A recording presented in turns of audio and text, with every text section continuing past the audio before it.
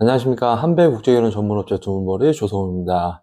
오늘 주제는 저번 주에 그 50대 초반 그리고 30 후반 남성분들의 이 상담에 대해서 한번 이야기해 보려고 합니다.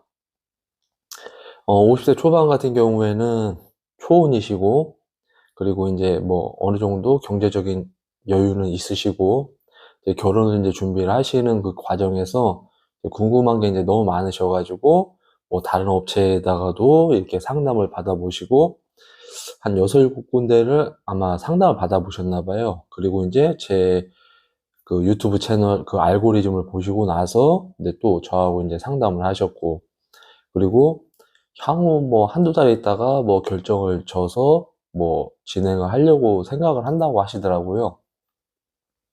그래서 이제 이분의 고민을 제가 한번 들어보니까 딱 그거더라고요. 이제 뭐 믿을 만한 사람과 같이 동행을 했으면 하는 업체 선정이죠. 이거. 그리고 이제 두 번째가 정말 나하고 어울릴 수 있는 그런 여성을 소개를 받을 수가 있는지, 그거와, 그리고 이제 그 리스크 부분이 있잖아요. 만약에 이제 뭐 결혼을 하고 뭐 지냈는데 뭐 파혼을 하거나 아니면 뭐 신부가 변심을 하거나 뭐 이런 부분들을 뭐 유튜브 채널을 통해서 뭐 공부를 하고 뭐 학습을 좀 해야지만이 나중에 자기가 이제 뭐 불이익을 안 당할 수 있겠다 뭐 이렇게 생각을 또 하시면서 이제 자기의 그 생각을 또 얘기를 해주시더라고요. 그래서 제가 그 50대 분한테도 그런 얘기를 했어요. 만약에 이제 국제 결혼을 본인이 생각을 한다라고 하시게 되면 제일 중요한 건 나하고 어느 정도 이렇게 어울릴 수 있는 그런 여성을 소개를 해줄 수 있는 그런 업체를 찾는 게 가장 중요한 거고, 그리고 이제 두 번째는 뭐 업체 뭐 대표 뭐 매니저 이런 분들을 믿고 동행을 한다라는 것 자체가 일반적인 이 생각으로는 믿을 수는 없으실 거다. 왜냐면은 저도 제가 국제교를 처음 진행을 했을 때 뭐 업체에 누구를 믿고 뭐 의지하고 그런 게 없었어요. 그냥 제 자신을 믿었지, 뭐 그 사람들의 뭐 이런 진행 시스템이라든지 뭐 이렇게 얘기를 해도 솔직한 얘기로 이게 잘 와닿지가 않았어요. 왜? 나도 제가 당사자다 보니까 뭐 여기에 대해서 뭐 경험이 있는 것도 아니고, 그리고 뭐 경험이 있는 분이 뭐 그런 조언을 해주셔서 뭐 도움이 되거나 그런 적은 전혀 없었어요. 그냥 일적인 부분에 대한 뭐 일정 스케줄이라든지 그런 것만 제가 안내를 받았지, 그 외적인 부분에서는 다 제가 다 알아서, 저도 제가 뭐 교제하고 결혼을 하고 첫날밤 보내고 제가 다 했거든요. 그렇기 때문에 뭐 누구를 믿고 동행을 한다, 그거는 솔직한 얘기로 뭐 이분 입장에서도 좀 어폐가 있을 수는 있어요. 누구를 믿는 것보다는 그냥 자기 자신을 믿는 게 제가 볼 때는 더 낫다. 그리고 어차피 계약서는 이 국제결혼 이 표준 계약서이기 때문에 계약서를 꼼꼼히 살펴보시는 게 가장 중요한 거고, 그 외에 뭐 특이사항 해가지고 뭐 별도 뭐 별도 뭐 별도 이런 식으로 해서 추가 요금을 내게끔 하는 거는 조심을 하시면 된다라고 이제 제가 얘기는 해드렸어요. 그리고 이분의 제가 마음을 좀 읽을 수 있던 게 뭐였냐면, 대부분 국제 결혼을 이렇게 진행을 하려고 하시는 분들이 이렇게 먼저 앞서 나가는 경향이 되게 많아요. 먼저 만나보지도 않았는데 마치 만난 것처럼 상상을 하고, 그리고 잘 못 지내는 그런 상상, 그리고 뭐 신부가 외국 인증증 받고 도망가면 어떡하지, 뭐 아이를 낳고 도망가면 어떡하지, 뭐 그런 생각을 하시는데, 대부분 그런 생각을 없던 일인데도 그런 얘기를 해요. 뭐 이렇게 되면 어떡하죠, 저렇게 되면 어떡하죠, 막 이렇게. 그래서 우리나라도 대부분 보면 이런 얘기는 있잖아요. 어, 뭐 구더기가 무서워서 장 못 담그는 거 아니잖아요. 그리고 이분은 베트남이라는 나라에 가본 적도 없고 베트남 여성을 만나본 적도 없단 말이에요. 근데 만나보지도 않고 이 사람이 좋다 나쁘다를 어떻게 판단하냐 이 말이에요. 그래서 제가 그분한테 얘기했어요. 본인이 직접 만나보고 대화해보고 그리고 생각해보고 판단해보고 하시면 된다. 그리고 이제 또 그런 얘기를 하더라고요. 지부장님께서는 어떤 여성을 소개를 해드리나요? 이렇게 저한테 물어보셔가지고, 우선적으로 이제 남성 프로필이 있으면 남성이 뭐, 나이대, 뭐 직업, 대졸이냐, 고졸이냐, 월급이 얼마냐, 뭐 이런 거를 이제 기본적으로 우리가 적잖아요. 그러면은 신부도 마찬가지예요. 어느 정도 나이가 맞는 사람, 그리고 직업이 있는 사람, 그리고 뭐 초혼인지 재혼인지, 만약에 이제 재혼이면 애가 있는지 없는지. 저 같은 경우에는 뭐 나이가 어느 정도 있는 사람이라 하게 되더라도 재혼이어도 아이가 없는 사람을 저는 이제 소개를 해드려요. 그리고 뭐 이 남성분이 나이보다 뭐 젊게 사신다던가 하게 되면은 정말 뭐 30 초반인데도 결혼 안 하는 여성들도 있겠죠. 뭐 이렇게 회사 다니고 자기가 원하는 이상형을 못 만나서 뭐 결혼 못한 여성들도 있으니까 이렇게 제가 소개를 해준다고 얘기를 하니까 좀 이렇게 의아해하시더라고요. 뭐 다른 업체는 뭐 20대 여성을 소개를 해준다고 뭐 어쩌고저쩌고 이렇게 얘기를 하는데 근데 그것도 섭외 능력의 차이거든요. 어느 회사가 뭐 이렇게 한다 하더라도 뭐 저는 그래도 어느 정도 맞는 사람들을 제가 이렇게 찾아서 제가 소개를 해드리니까 그게 섭외력의 차이니까 그거는 그 회사만의 노하우라고 보시면 됩니다. 이렇게 제가 이제 안내를 해드렸어요. 그리고 이분 같은 경우 가장 중요한 거는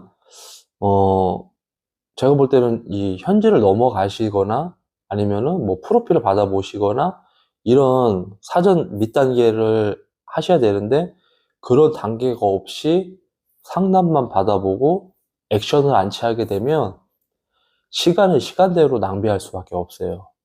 그리고 대부분 정말 저하고 계약하고 우리가 현지 넘어가서 맞선 보고 뭐 맞선을 봤는데 좀 잘 안 되고 뭐 두 번째 가서 또 잘 된 케이스들도 있고 어 그분들이 항상 하는 얘기가 그거예요. 아, 전에 지부장님이 얘기한 게 다 맞는 것 같더라.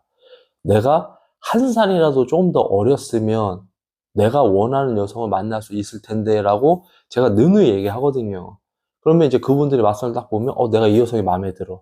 근데 여자는 오케이를 했지만 부모님은 자기가 나이 차이가 몇 살 차이 안 난다고 해서 거절하는 경우도 있어요. 그게 통상적이거든요. 그러니까는 제가 누누이 얘기한 게, 제가 얘기한 게 이런 생각이 떠올릴 겁니다. 내가 한 살이라도 좀 젊었으면, 내가, 2년 전에 왔었으면, 이런 후회를 하시는 분들이 되게 많았어요.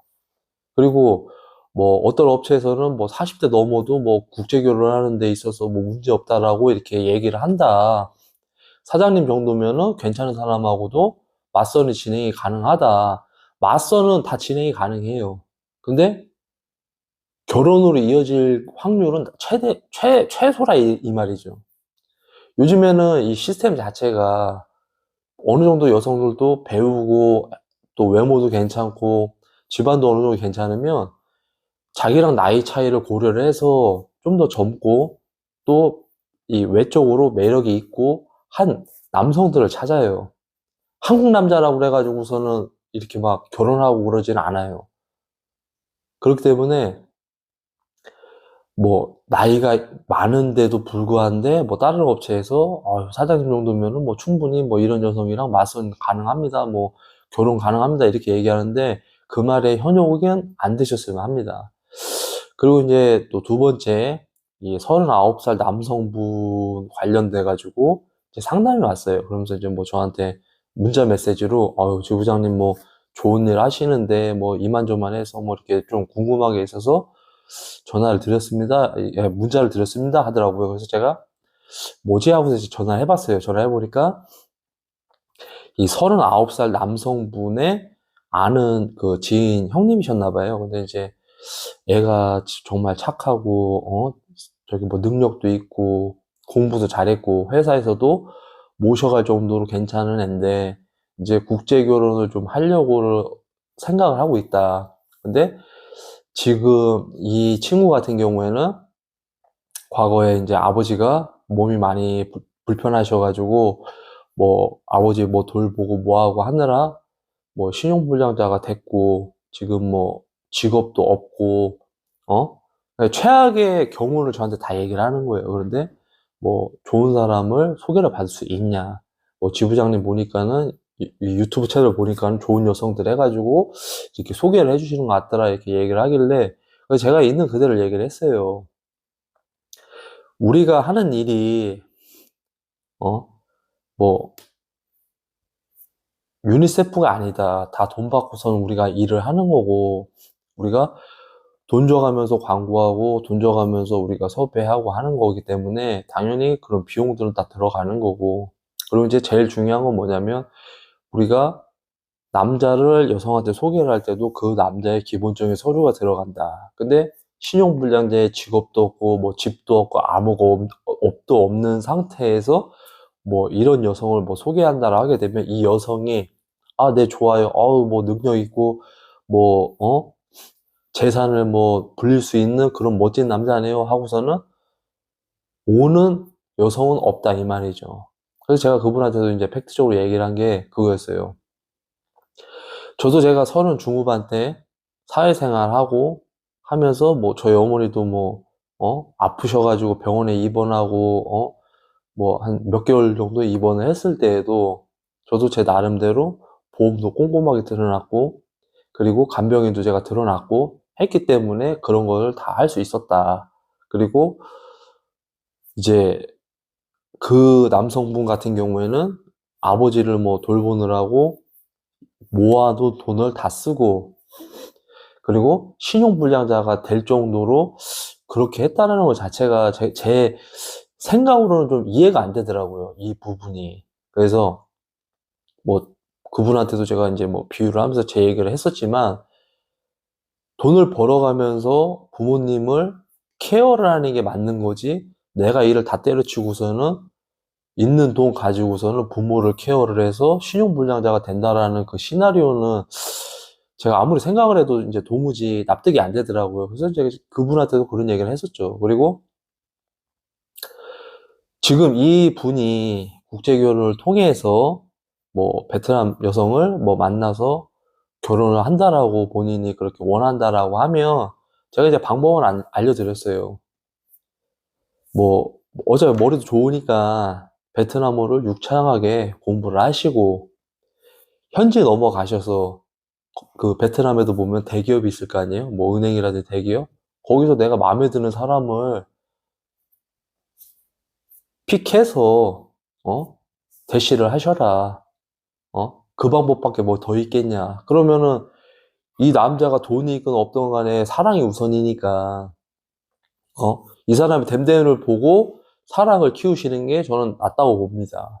근데 그러지 않고 업체를 통해서 만약에 국제 결혼을 진행을 한다라고 하게 되면 첫 번째 신용 회복이 우선인 거고 두 번째 본인이 그 정도 능력이 있으면은 그 대기업에 뭐 스카우트 받으셔가지고 직장을 다니시고 그리고 최소 보금자리 정도는 갖춰놓은 상태에서 국제 결혼을 진행을 하시는 게 가장 현명한 방법이 아닌가 싶습니다. 라고 이제 제가 얘기를 했어요. 그러니까는 이제 그분도, 아, 예, 뭐 어쩌고저쩌고 하면서, 이런 부분이 조금 어려운 부분인 것 같네요. 이렇게 얘기를 하더라고요. 그래서 제가 현실적인 부분을 얘기를 하는 거지, 이상적인 얘기를 하는 거는 아닙니다.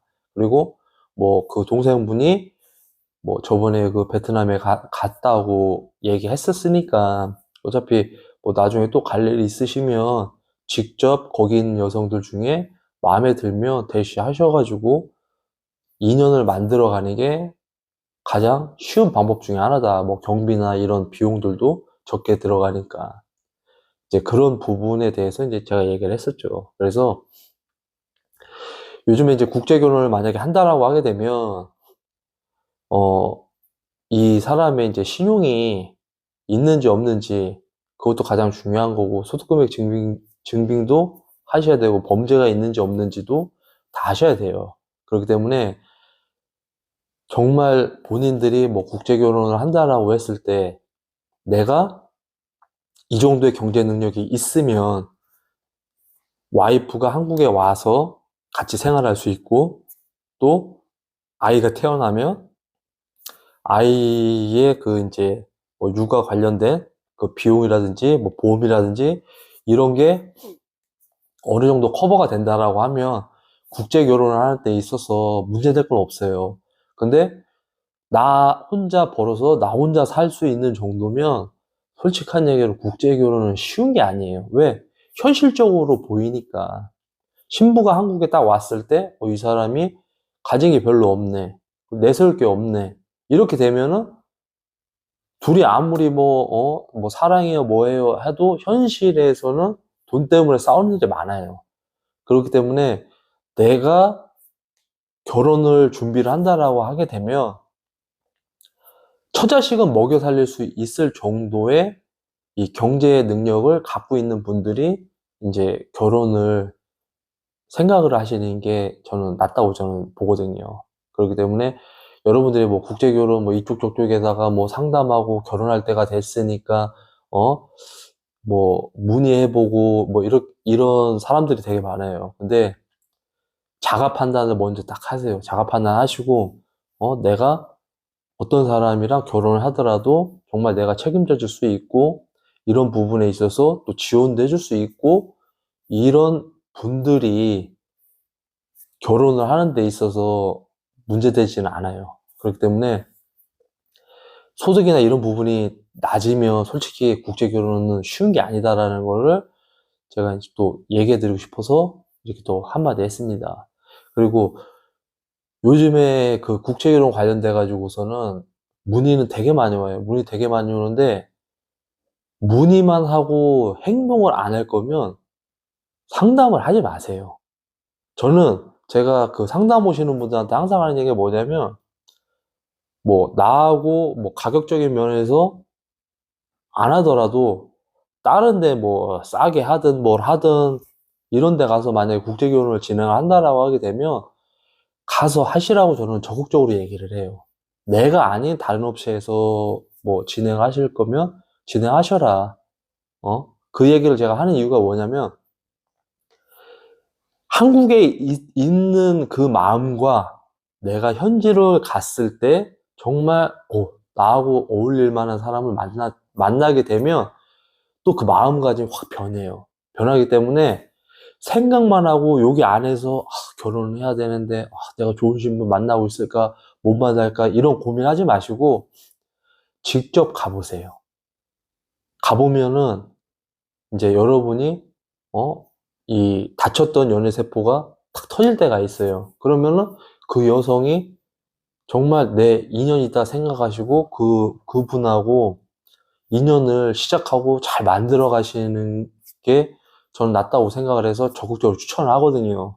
그렇기 때문에 국제결혼 생각만 하고 진행 안 할 거면 서로 시간 낭비거든요. 그러니까 시간 낭비할 거 없이 진행하실 거면 진짜 뭐 이쪽 업체에도 상담도 보고 저쪽 업체에도 상담해 보시고 그리고 마음에 든다라고 하게 되면 계약서 쓰고 넘어가 보세요. 넘어가 보면 제가 왜 그런 얘기를 했는지를 와닿을 거예요.